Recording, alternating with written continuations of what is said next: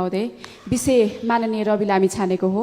आजभोलि हरेक दिन जसो रवि लामिछानेसँग सम्बन्धित मुद्दामा जाहेरीकर्ता बनाइएकाहरूले अहिले सार्वजनिक रूपमै मैले रवि लामिछाने विरुद्ध कुनै पनि किटानी जाहेरी दिएको थिएन, मलाई थाहै नदिई अभियोग पत्रमा मेरो नाम लेखियो, कसै विरुद्ध किटानी उजुरी नै नहालेको मान्छेलाई कसरी उजुरीकर्ता बनाइयो भन्दै सार्वजनिक रूपमा प्रश्न गरिरहेका छन्।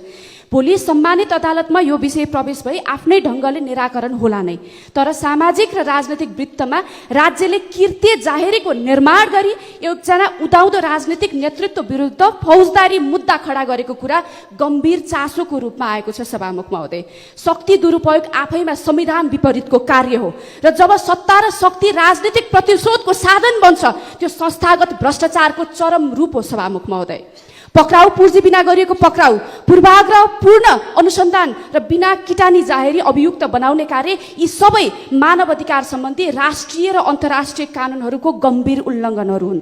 पूर्व न्यायाधीश फोरमले पनि वक्तव्य मार्फत भनेको छ कि कतिपय कसुरका अनुसन्धानमा गरिएका अनुसन्धान, गिरफ्तारी र अभियोजन